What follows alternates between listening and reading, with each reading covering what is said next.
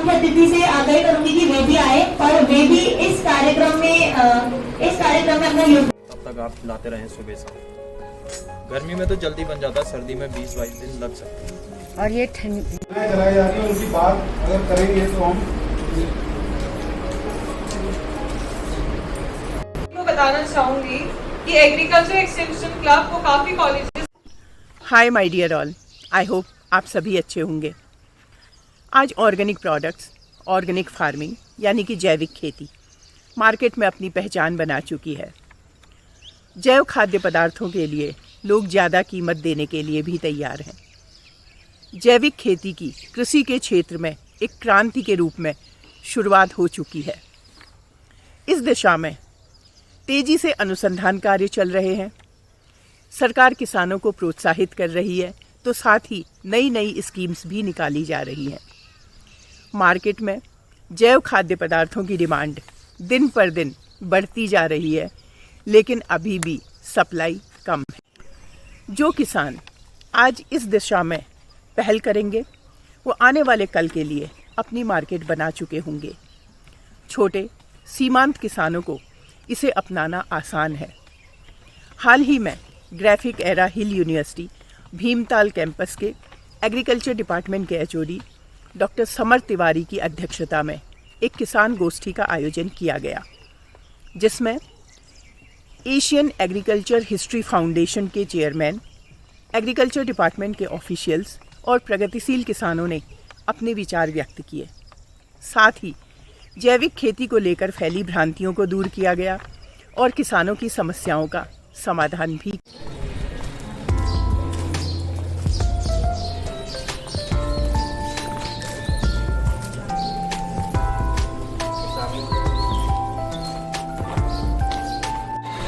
Venue: Graphic Era Hill University Bimtal Campus, Uttarakhand.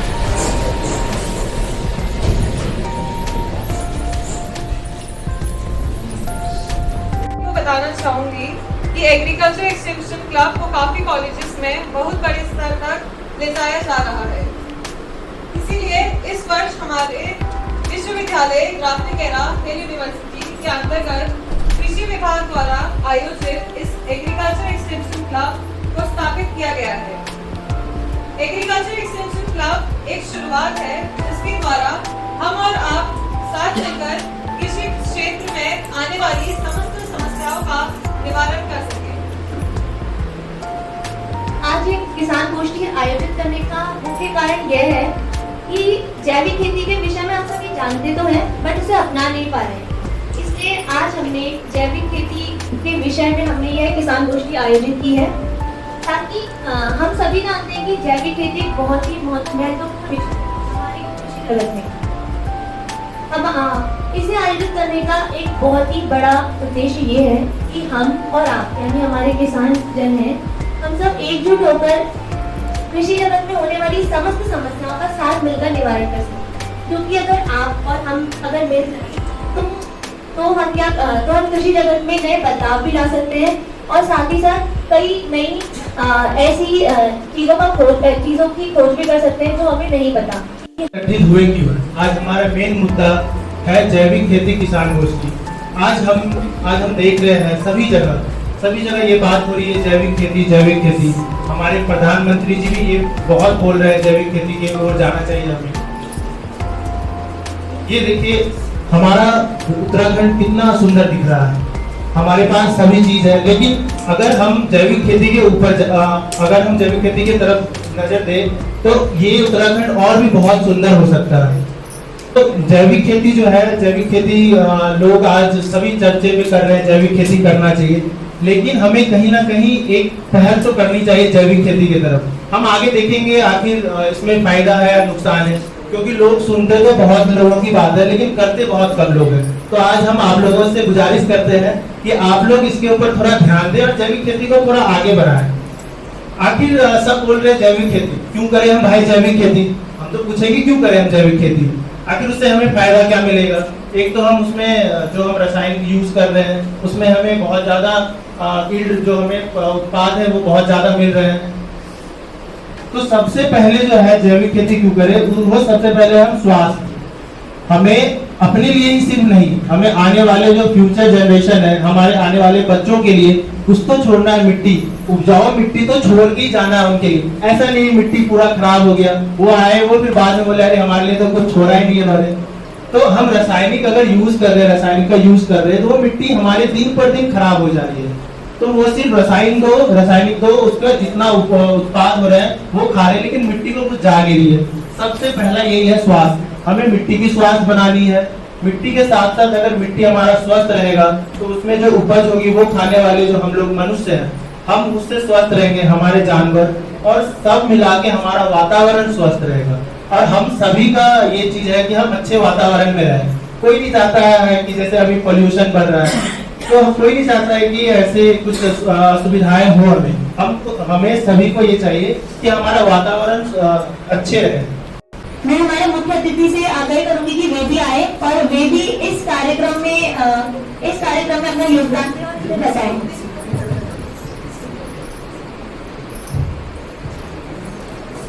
धन्यवाद।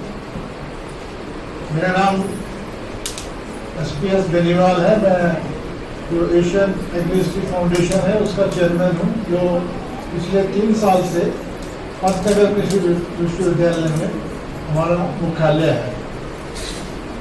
मुझे बड़ी खुशी है ये देखकर कि हमारे इस इलाके के, जैसे मुझे बताया गया, 4 गांव के किसान भाई बहनें आई हैं।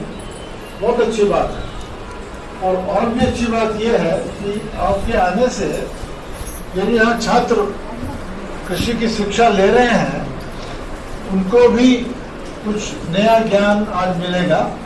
जैसे बड़ा अच्छा इन्होंने प्रश्न पूछा, आपने ये बताया लेकिन जैविक खाद कैसे बनाएंगे, तो ये आपके चक्षुओं को भी बड़ा ताजा करेगा कि आप किसानों के एंगल से भी सोचिए उनकी क्या समस्या है उनके बारे में।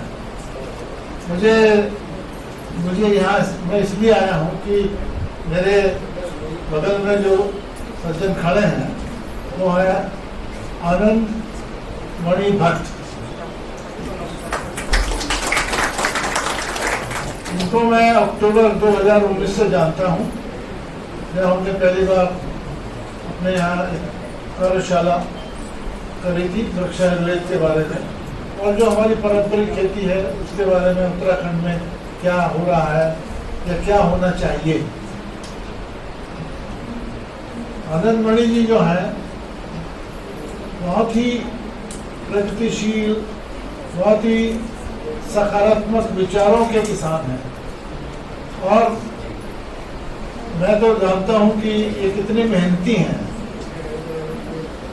ये मेरे साथ एक ही प्रॉब्लम रही है कि मैं इनके गांव नहीं जा पाया, क्योंकि वहाँ पैदल काफ़ी चलना पड़ता है और मेरे को थोड़ा हार्ट प्रॉब्लम रही है, अभी भी है। तो मैं आज कोशिश करूँगा कार्यक्रम के बाद कि मैं इनके गांव जा सकूं या गांव के बाहर से ही देख लूँ आनंद मणि जी का गांव कहाँ है। आनंद मणि जी की एक तारीफ यह है कि ये जो भी इन लोगों को बताते हैं, जैसे एक्सटेंशन वाले आते हैं, आत्मा वाले आते हैं, हॉर्टिकल्चर, एग्रीकल्चर, या हम लोग पंतनगर विश्वविद्यालय के, तो ये उसको अपना विचार जरूर करते हैं, उनका गुणन करते हैं कि इसमें मेरे लिए क्या है। ये नहीं कि आज बीच के उसको। आनंद मणि भट्ट जी का MNC में जॉब से लेकर एक प्रगतिशील किसान बनने तक का सफर आप अगली वीडियो में देखेंगे। ये उत्तराखंड को आप जानते हैं, पिछले 2 साल से इसको कोशिश कर रहे हैं कि हम इसको जैविक राज्य बनाएं। 10 ब्लॉक उन्होंने जैविक डिक्लेयर भी करे। तो जो मंत्री जी होते थे उनसे मैं 2 बार मिला था, तो मैंने कहा आपने ये डिक्लेरेशन दे दिया, 10 ब्लॉक आपने जैविक घोषित कर दिए, लेकिन क्या किसानों के पास साधन है कि वो बिना रसायन के कोई खेती कर सके? पहले आप उनको सुविधा दीजिए जिससे कि वो अपनी खेती आसानी से अच्छी तरीके से कर सके। नहीं तो वैसे ही वो परेशान है और ये करेंगे तो और मारे जाएंगे। लेकिन कई बार सरकार में देर होती है सुनने में, लेकिन अगर आप उनको बार बार बोलते रहो तो वो एक्शन वो ले ही लेते हैं। तो इसलिए अब जागरूकता ज़्यादा हो गई है और अभी सोच रहे हैं, मेरे ख्याल से कोई लॉ आ जाएगा जिससे कि जो लोग जैविक खेती करेंगे उनको कुछ कंपनसेशन हर किसान को मिलेगा, इससे उनको जैविक खेती का बढ़ावा मिल सके। दूसरी बात जो मिथ्या गलत धारणा यह है कि जैविक खेती करने से उपज कम होती है। ऐसा नहीं है, ऐसा बिल्कुल नहीं है, ऐसा आप बिल्कुल मत सोचें, क्योंकि पहला साल जैविक जब आप रासायनिक से जैविक में जाते तो पहला साल बहुत ही बड़ा मुश्किल होता है, क्रिटिकल होता है। क्यों? क्योंकि उसको आदत पड़ी हुई है, फट से आपने केमिकल फर्टिलाइजर डाला, हो जमीन में गया, पौधे ने उठा लिया।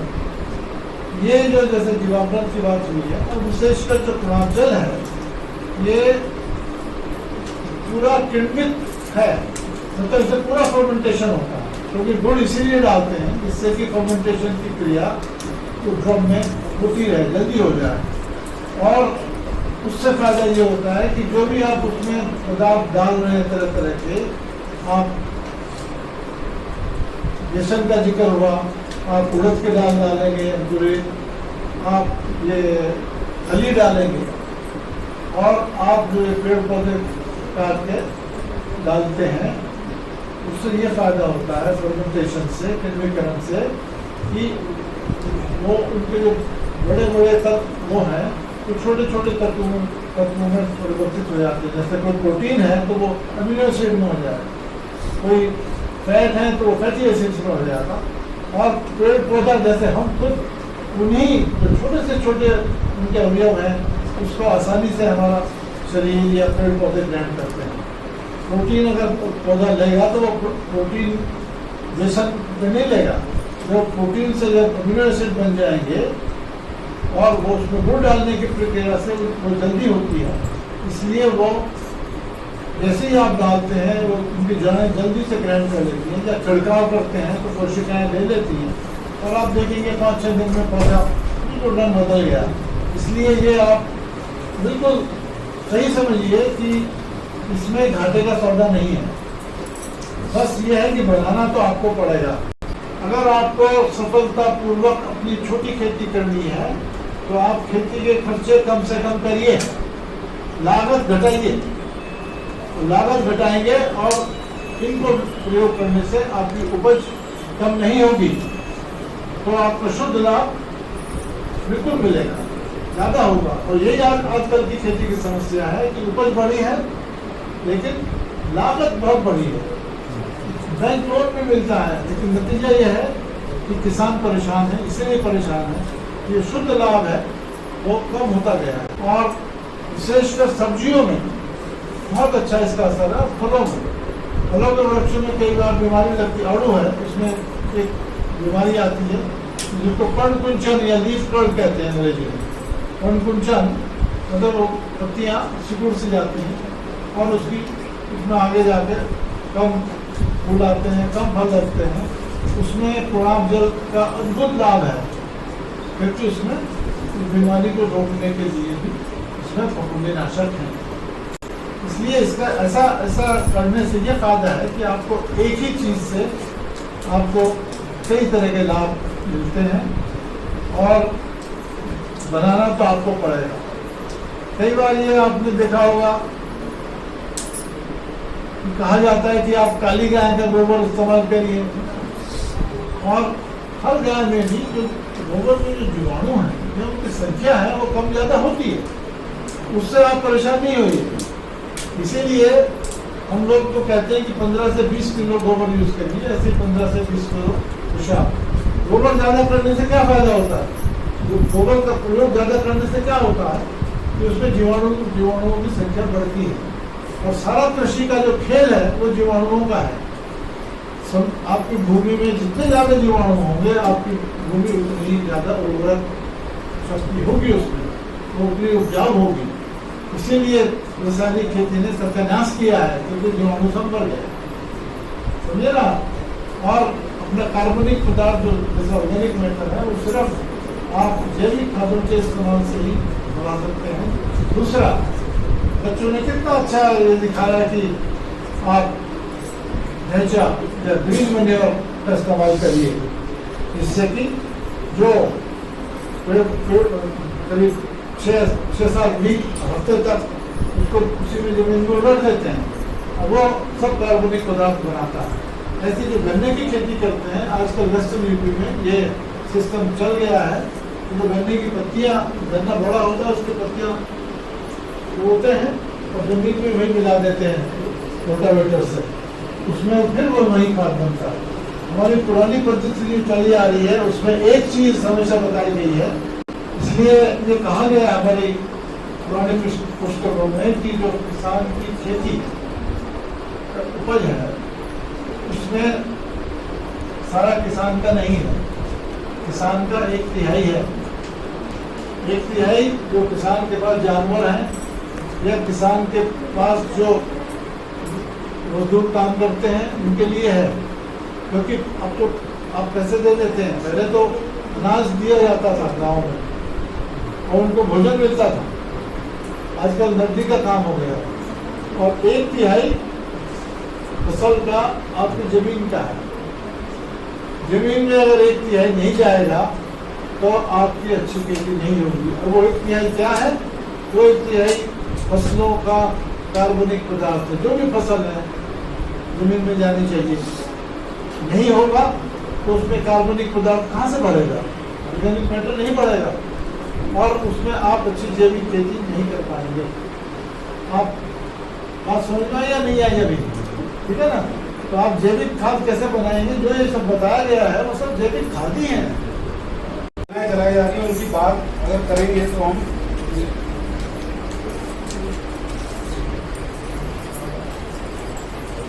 जैसे हमारी ये योजना है राष्ट्रीय कृषि विकास योजना। राष्ट्रीय कृषि विकास योजना के अंतर्गत बहुत सारे अलग अलग पार्ट हैं। तो एक राष्ट्रीय कृषि विकास योजना के अंतर्गत सबसे बड़ा होता है फसल उत्पादन। फसल उत्पादन के में हम क्या करते हैं, एक तो किसानों को हम उनके खेतों में डेमो देते हैं, उनको बीज दे दिया, इनपुट सारे दे दिए और उसके बाद जो उसका रिजल्ट आएगा वो तो हम लोग उसको रिपोर्ट में अपने आप करते हैं। एक तो डेमो हो गया।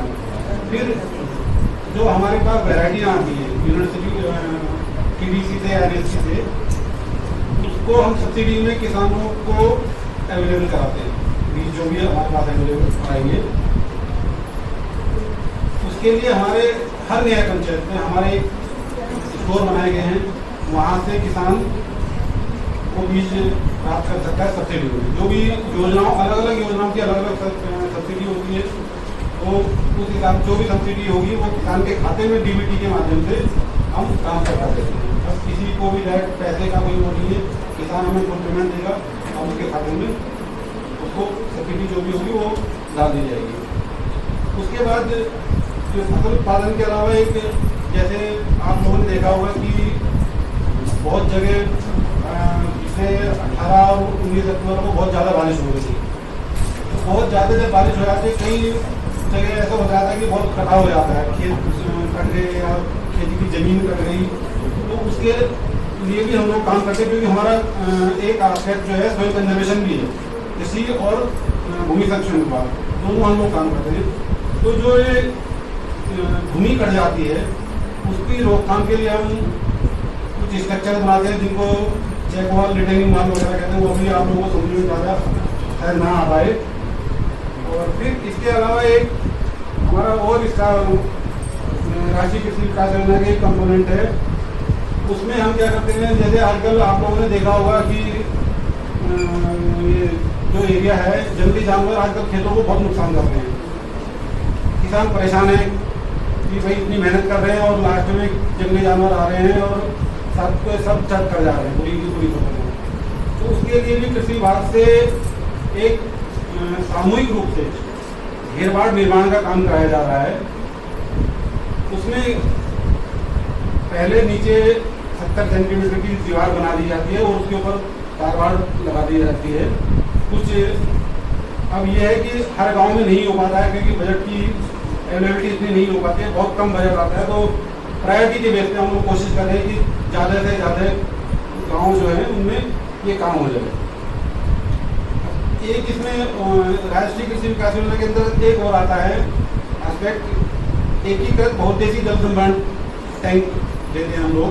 उसमें हम क्या करते हैं, जैसे किसान जो रोजगार करना चाहता है उसके लिए है स्वरोजगार के लिए, उसमें एक तो हम किसान को सिंचाई के लिए टैंक बनवाते हैं उसके यहाँ पे उसके खेत में, और उसके बाद उसके टैंक में मछली का बीज भी डाला जाता है, मछली के बीज के पैसे भी दिए जाते हैं किसान को।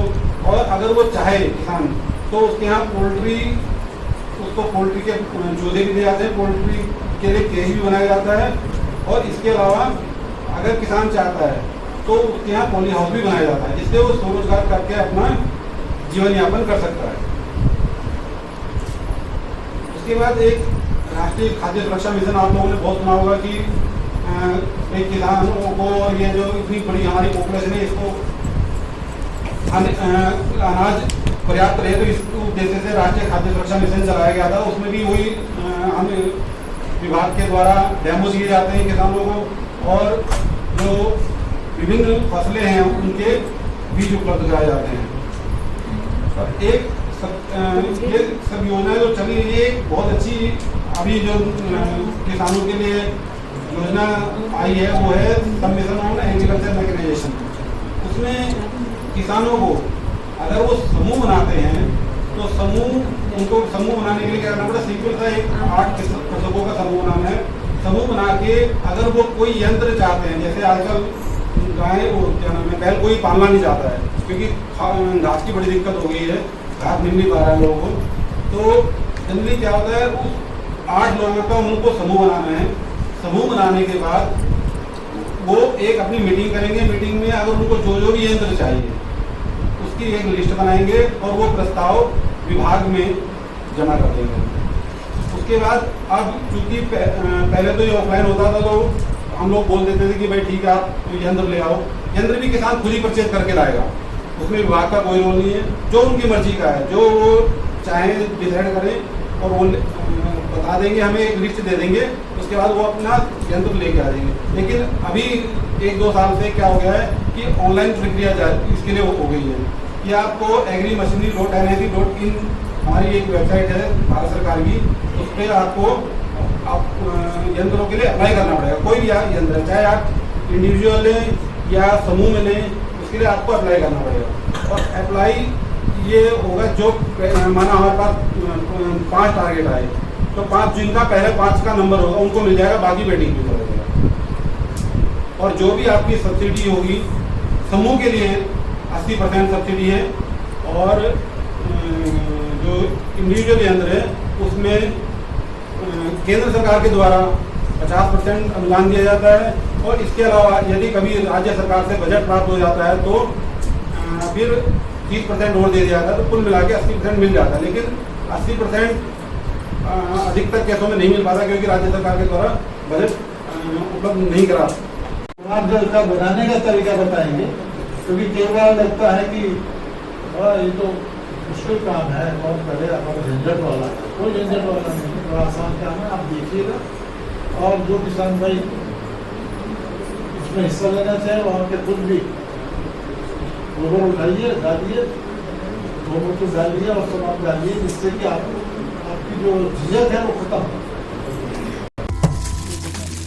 ये पहले गोबर डाल दिया गया है, ये गौमूत्र है, लेकिन गोबर आप 15 से 20 किलो डालें। अगर 15 किलो है कोई दिक्कत नहीं, यही इसकी खासियत है। 15 है, 14 है, 16 है, ये अंकुरित उड़द की दाल है। ये है सरसों की खली, ये है गुड़,